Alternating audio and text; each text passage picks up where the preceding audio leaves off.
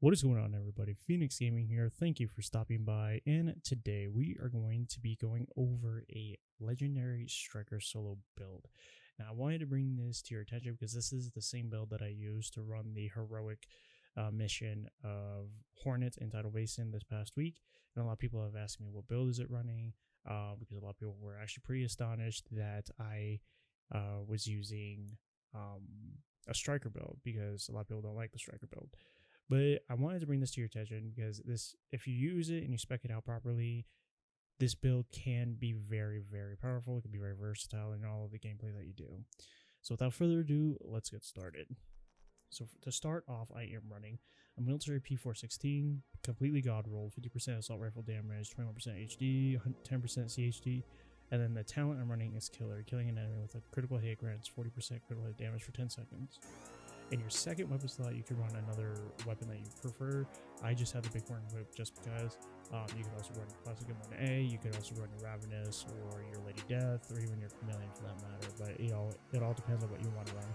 So with that, just be mindful of what other secondary weapon you want to run.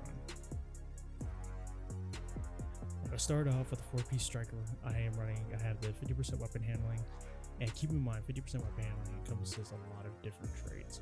So with this, we've got a reload speed bonus, we've got our accuracy, we've got our stability, and we also have our actual weapon handling as well. And it's a very powerful type of trait that you can have for your weapons. Now, I'm not saying that you need to spec out your build completely with weapon handling, but having enough of it, you can reduce your recoil, you can improve your accuracy, and it would help you land your shots on enemies without having your reticule, or when you're aiming down sights, go all over your screen. So with this, we also have the 50% rate of fire, which also increases this rate of fire to 863.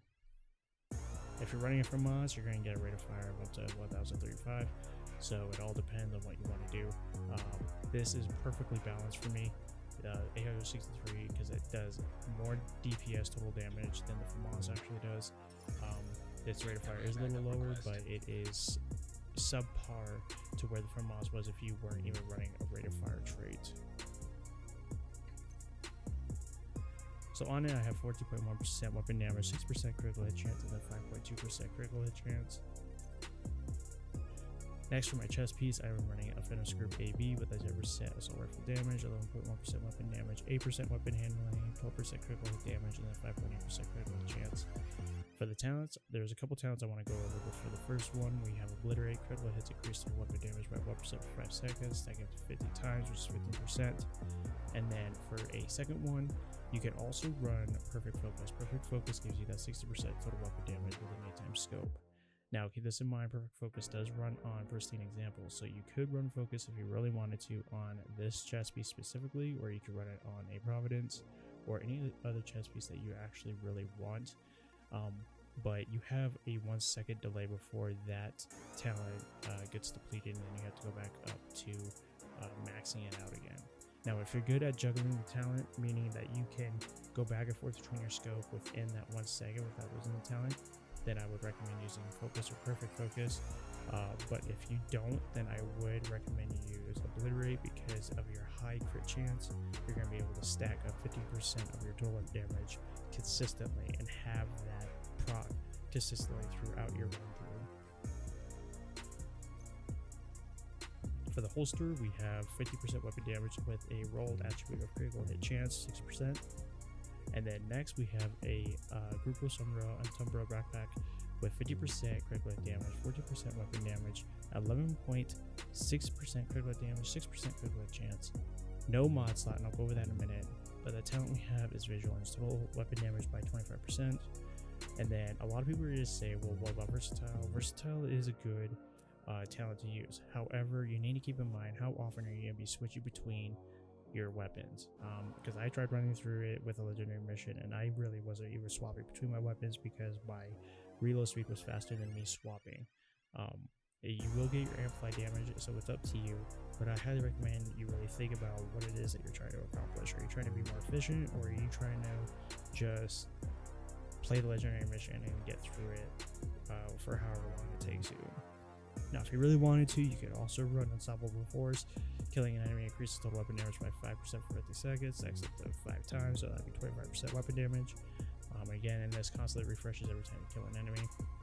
Or, if you absolutely wanted to, you could run Bloodsucker to get added bonus armor, but Bloodsucker and bonus armor, you're going to have that depleted like absolutely immediately. So it really wouldn't matter because legendary NPCs hit so hard.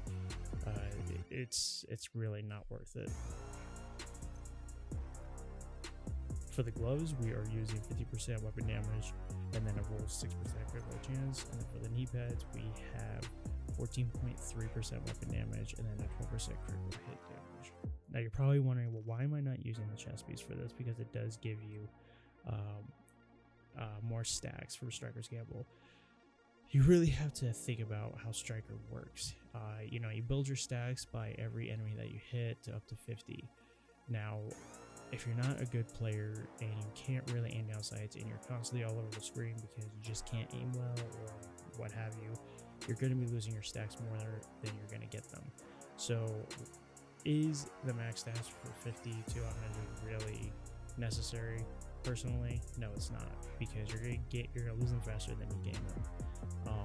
But if it's something that you want to run, then definitely run it. Try and max get a God World Striker set piece. But is it worth it, in my opinion, when you can have a better talent, a better chest piece? No, it's not. For the backpack, your amplified weapon damage will go from 0.5 to 6.5%. Again, it's one of those hit or miss type subjects. If you really want to try it out, you definitely can. I did, and I really didn't see much of a difference in my total weapon damage and my amplified damage. It just wasn't noticeable. Not when I can run, something like Grupo Sombra with Vigilance or something else that will make it much better. And then to go on to segue into the Grupo Sombra. Now, the reason why I'm using this backpack specifically is because of this specific issue right here. This mod slot, you can see there's no mod slot. There's really no reason to use a yellow mod slot with this backpack. But with 2.11, Title Update 11, this is going to become generic, meaning that you can now add a red mod to this backpack. So you can get 50% critical damage, 11.6 critical damage, and then another 12% critical damage onto this backpack.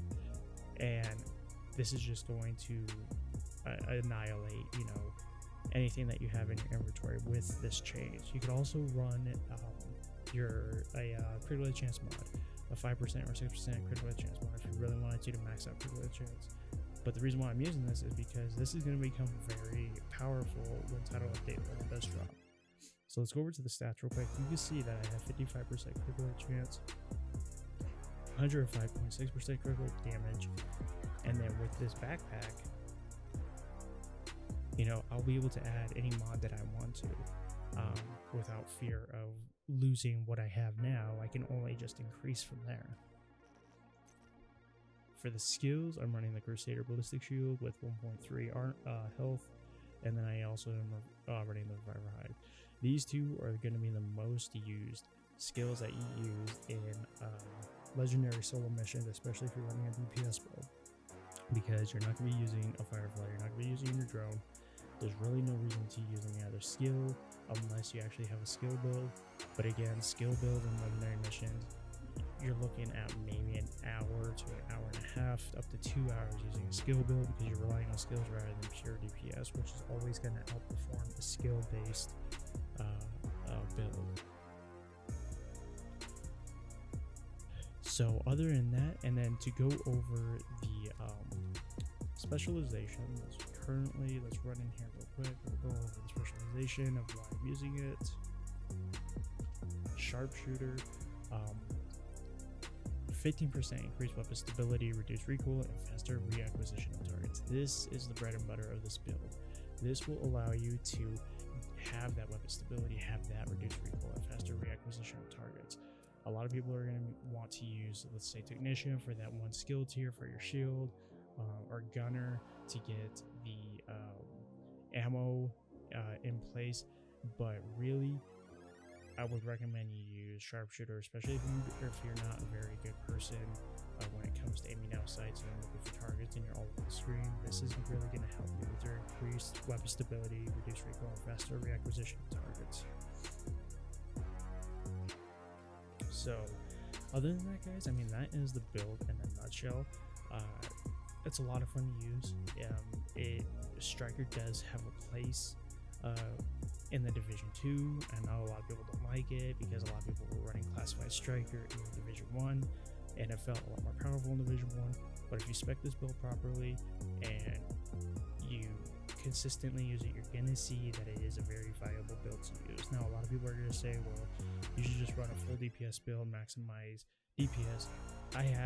I liked it. I just wanted to try something different and something that worked, and this did work. So definitely let me know down in the comment section below of what you guys think of this build.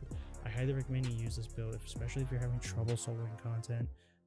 It's gonna help you regardless. It's easy to acquire, and you don't have to focus on getting Contractor's Gloves or Fox's Prayer. You can, focus on other things, diversify yourself.